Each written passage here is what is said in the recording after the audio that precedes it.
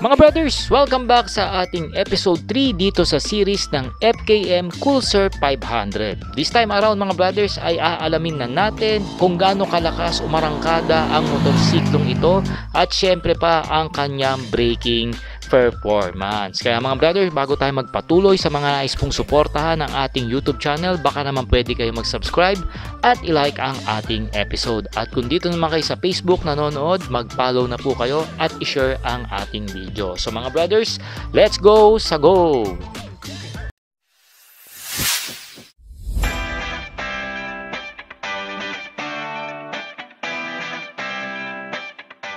Mga brothers, available na sa Shopee ang ating riding jersey at iba pang mga riding gears na ginagamit natin. Nandyan yung link sa gilid ng video. Let's go sa go!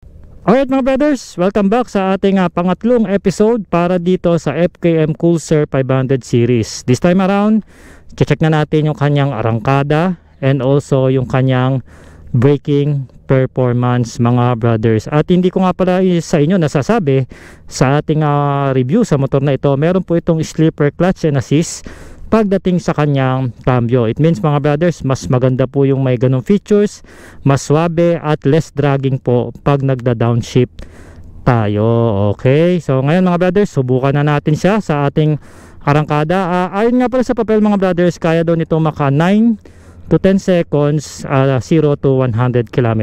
Let's hope na magawa natin yun dito sa straightway, dito kung saan tayo lagi nagte-test ride ng arangkada mga brother. So tara mga brad,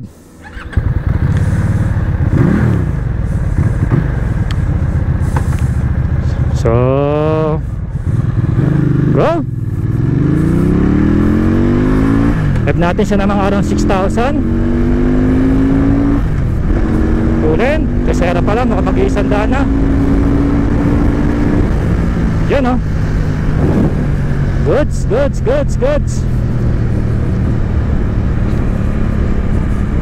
Nag-rev lang tayo sa kanya ng around 6,000 to 7,000 siguro mga brothers.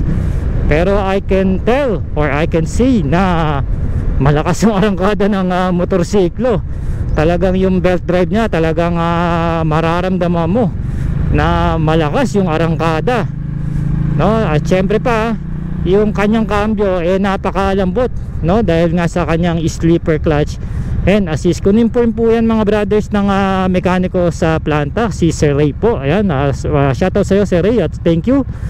At nasabi mong meron itong slipper clutch and assist itong Pulsar 500 natin mga brothers. So isa pa 0 to 100 ulit para makita nyo mga brothers.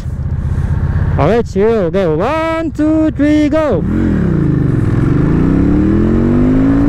Ang taas tayo ng RPM, this time na lang mga 8,000. Ibang iba oh. Ayun oh.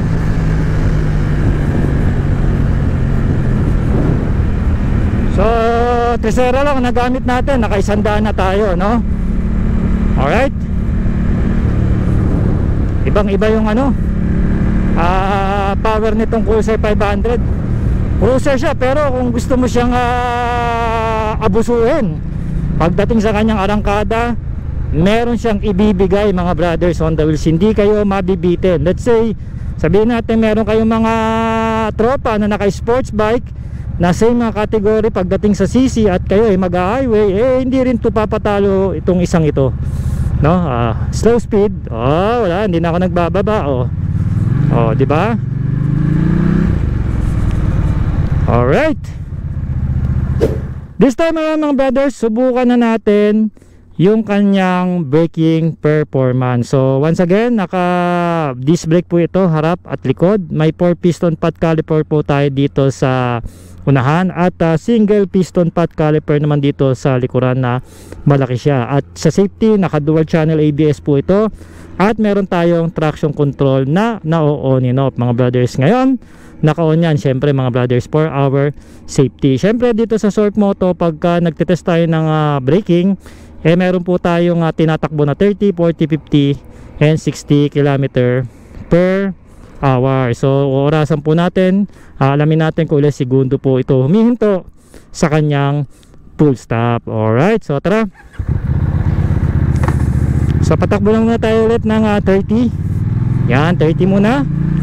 Check natin kung may sasakyan sa likod bago tayo mamreno para safe. Okay, brake, stop. Ba, sensitive ang ABS sa likod ha. Nararamdaman ko kagad ha. Ilang segundo kaya yon. Alright, and then 40 naman. Check natin siya sa 40. Ayan na, 40 na. Brake, stop. Nararamdaman ko na sensitive yung ABS nya dito sa likuran mga brothers. Talagang pagka piniga ko yung preno, nararamdaman ko kagad yung ABS sa likod. Tsaka ang ganda ng performance ng preno nito. Wala akong skid na nararamdaman. Maganda yung gulong na nilagay dito ni EDKM, yung Helios brand, no? China rin siya, pero maganda yung kapit niya kahit China. Alam niyo naman si China nag-i-innovate na sila ngayon pagdating sa motorsiklo, sasakyan at mga kung ano-ano pa, 'di ba? Actually, halos lahat na ngayon China made na mga brother, 'di ba? Mga ginagamit natin sa bahay, siguro bihira ka na makita ng isang bahay na hindi made in China yung gamit. Kasi sentro sila ng kalakalan. Anyway, patakbo natin siya ngayon ng 50 kilometers per hour, no? At as far as I can see, na maganda yung kanyang braking performance. Alam ko na talaga to. Nang una ko palang impression right dito sa motor na to, talagang naanuhan ko na malakas yung preno niya. Okay, brake, stop. Pwede. Speed 2 na. Doon tayo mag 60. Bitin dito eh. Alright mga brad, dito tayo magpatakbo ng 60. Tingnan natin ang kanyang performance. Ito yung 60, matulin-tulin na to. Ayan. Brake, stop.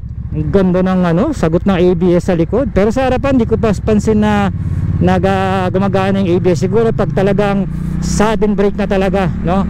Ilang segundo kaya yon mga brothers, no? At least may idea na kayo kung paano mag-accelerate itong si Coolster 500 at saka mamreno. Hintayin nyo mga brothers, dahil magkakaroon naman tayo ng review pagdating sa highway, no? Sa NLEX, SCTEX, no? At hopefully masagad natin yung motor doon kung pwede. Kung hindi naman, kahit hindi, okay lang, kasi syempre safety rin natin mga brad, no? At least doon mapapa 100 plus na natin itong si Coolster 500 ng FKM mga brad.